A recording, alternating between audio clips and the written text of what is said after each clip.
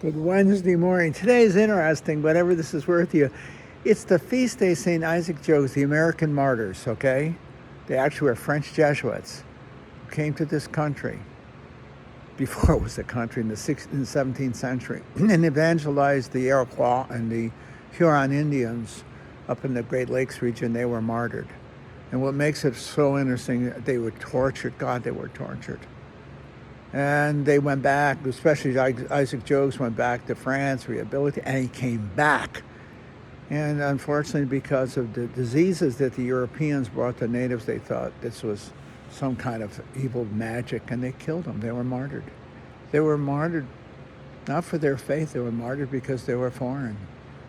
I have great love and respect for the SJ after their names. Isaac Jogues, they were great missionaries, great missionaries. They didn't try to Europeanize the natives. They just planted the seed in their blood. And they sowed the seed and nurtured it with their blood. And the fact is, it worked. They did convert the natives because the Native American admired the Jesuits, admired them because of their courage, their martyrdom. That's the true story. That was in the 17th century. I mean that sincerely. That is a marvelous period in the history of the church.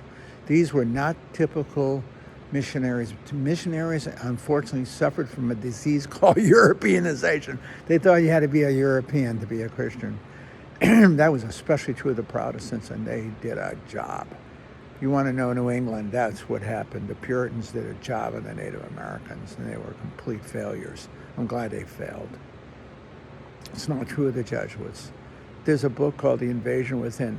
It's talking about the failures, and this was not this book was not favorable with regard to evangelization, but they have to bend the knee to the Jesuits. They did not suffer from Europeanization. If you want to see the movie, watch the movie called Black Robe, and you'll see it. And that Jesuit goes out into the wilderness. He goes to them. He brings the gospel to them. He didn't ask them to come to him.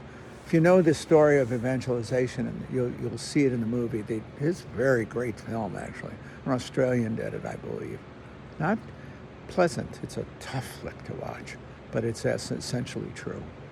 The Black Robe was what the Jesuits were called. And I want to say I have great admiration for the Jesuit missionaries. They modeled it, and my fellow Passionists have modeled that same spirituality. We went to China. We didn't try to bring Europe to China, but we tried to bring the faith to China, and we became Chinese to the China. You had to know Cuthbert O'Gara. Bishop O'Gara ordained me in '67 to the subdiac, and he died the following year. He spent years in prison, etc., in China. You had to know him. He was more Chinese than Canadian. He was a Canadian than Canadian. You had to know him. You had to know those missionaries that went to China and suffered imprisonment. Linus Lombard, I asked him, Father, this is a long time ago, 62. I said to him, would you ever want to go back? Or 63, sometime around there. He said, I'd walk back if I could. He meant it. I'd go back there to die if they'd give me a chance. We had 4 men buried in China. 3 were murdered, shot to death, and 1 died of disease. I admire those men. I saw their pictures on the wall of our novitiate in Pittsburgh, and they're my heroes. They went and tried to learn the foreign language and went to a strange place.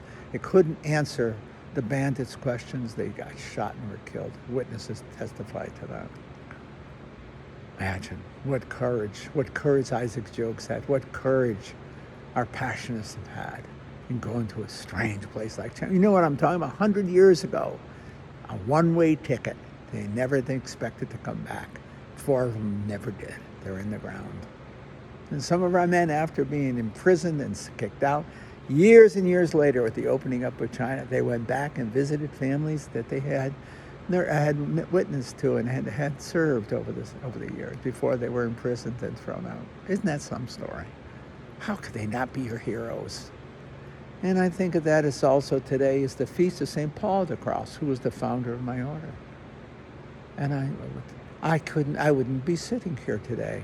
The 2 most powerful influences of my life have been the Passionists and the Jesuits. The Jesuits gave me my education and my professional career, and the Passionists gave me my vision of what it is to exist and what it is to be. To contemplate prayerfully the passion of Christ as the wisdom of the cross. Without the Passionists, that wouldn't be here. Without the Jesuits, that wouldn't be here. I bend the knee to both. And that is the point. It's very brief. Friends of mine are coming now for Mass, so I can't continue this. But I want to just, the feast day of Isaac Jogues, the feast day of Isaac Jogues is the feast day of the Jesuit missions to the Great Lakes, the essence of great leadership in the church as they planted the seed among the natives and gave their blood. And for my fellow Passionists, because of St. Paul the Cross, our feast day, our founder, without the Passionists, I wouldn't be here. I wouldn't have had any of the vocation I've had, none of the opportunity I've ever had in my life, and the spirituality that has given me the foundation to what I count as the meaning of my life and the meaning of all life, the wisdom of the cross.